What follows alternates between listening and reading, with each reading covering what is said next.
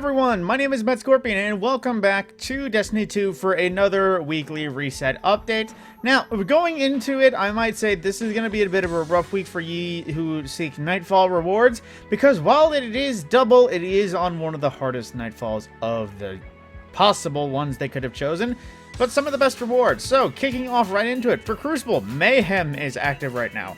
So if you have anything that requires any sort of ability kills, heavy ammo kills, just playing Crucible that it's slightly more fun, I'd recommend people play this. You can easily cheese with any sort of, super buffing exotic if you so choose, but otherwise it's just crazy time in the Crucible anyway.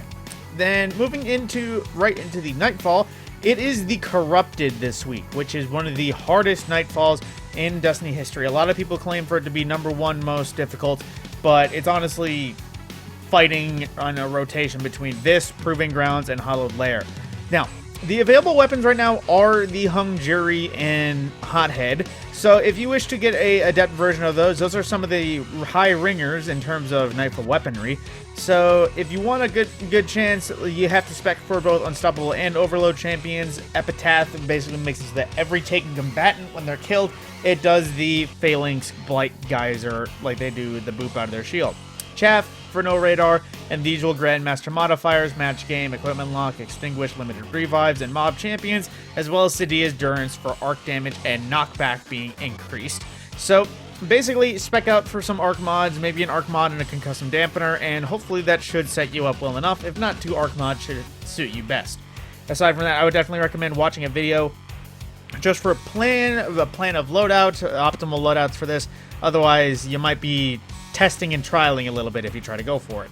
But nothing new in Gambit, no boosted or anything. Oh, that's right. As well, double Nightfall rewards are active right now. So that's what I meant. It's double Nightfall rewards right now, so it would be a good time to farm Nightfalls. However, it is the most difficult, so farming Adepts is going to be a timely manner. I honestly don't think, outside from the absolute pros, I don't think I see one of the Corrupted completions in less than maybe 25 minutes, aside from the absolute 1% beast mode people who can do these in half of 10 minutes, maybe. But, you know, they're usually cheesing it anyway. So, going into the actual other rotations for Dares of Eternity, for our weekly rotation, it is for our enemies Fallen, Hive, and Zydron for Legend mode. So if you need to kill either break Hive Knights or defuse Fallen Mines for your Legend and Vidmaster Triumphs, that is there. And also recently, there was a hotfix active that makes it so that the difficulty is now a modicum in how much reputation you earn, supposedly. In that now, if you do it on Legend mode and grind it out, you'll get more experience than if you do it on regular mode and grind it out. If you get a fire team of 6 going, you could probably grind this out a little bit faster than if you did just with randoms. You might have competent teammates permanently either way. Now, moving into other things in the Legends tab for our raids, we have, for Vault of Glass, it is Oracle Challenge, which is Praetus Revenge Time Lost if you manage to do it on Master, and for Master mode, we have Recovery Focused Armor. So, if you seek to make that recovery build, go into the Master mode and just do every encounter that doesn't have a challenge. That is literally what you can do for that. Now, moving into Europa, kicking off for the Deepstone Crypt and its challenge, we have Copies of Copies. Atrax Challenge, which basically makes it so that when you kill Atrax and you see his little diversion split bomb thing, you have to pick it up and don't destroy it. You can't eject it out into space, or, well, I think you can delete it if the game glitches. I don't remember if that method still exists. But basically, you just need to juggle Atrax copies until you actually kill him. Which, if you one-phase it, Falling Star, the Lament, the usual ways, it should be manageable, and you should do it in one phase. If you need a reset, I would just recommend just not doing it more than one phase. Now, moving into everything else, of course, we have the Asterian Abyss for our Eclipse Zone for bonus stasis regen in that region, as well as the Warrior Empire Hunt, one of the more difficult ones just because of the Brig if you're farming for points, as well as for the Exo Challenge, the Agility Exo Challenge, an easy one to do for a Pinnacle if you so desire. Now, checking for the last challenge in the Moon, we have 0 to 100, which basically, if I recall, is the Boss Challenge, which makes it so that whenever you deposit your motes from going to the various islands, you have to do it 0 to 30 in 30 seconds of each of the bank, I think. You just have to fill it to max in however much time allotted, but it's quick, so doing it the normal way doesn't count. you have to do it in some sort of special order. If you're not too experienced, I'd recommend you just look up a video on how. Now, moving into various other things, I will say this is something that goes across multiple characters, and I will be able to tell you which ones, but I'm not going to bother with other things. Now, going into Banshee's roles for the Gunsmith. Now, there are several things in here that are rated S tier on light.gg, but otherwise, these are my opinions, of course. Whispering Slab, firmly planted swashbuckler, firmly planted, giving it stability and handling when firing and crouch. More of a crucible perk for a bow, but of course, swashbuckler is a good combat, but then again, these are just performance-based things, so nothing really great there. Now, the 7-star revolver is rated as an S- on light.gg, which I can't understand why. Threat detector time payload is a pretty dang good PvE and PvE. I said PvE twice. PvP and PvE's options to go for both, as well as attack mag for bonus stability, bonus reload speed, bonus magazine size, as well as full bore, which is basically just more range, the barrel. Now, it gives you a little less handling, but then again, it is a hand cannon that is a vertical frame, so it's one of the faster ones anyway. Now, Wishbringer, this one isn't the greatest. Rifle barrel isn't bad. Appendage mag for just one more round, although I don't actually know if it gives you. And hang on, let me just buy that and see. And yep, appendage mag doesn't even do anything. So honestly, I would say go for the steady rounds on this one if you want to, just because appendage mag is literally a waste, but it kills your range a little bit.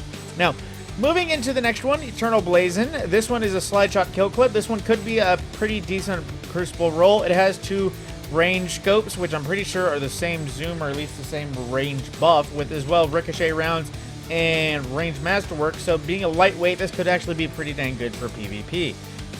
Kill clip, always a good option. Now, Bad Omens, it is an auto-loading cluster bomb, which could be a good option in the rocket launcher meta we're currently in. It unfortunately doesn't have impact casing, and it being not an adept rocket, it doesn't have access to any of the adept mods.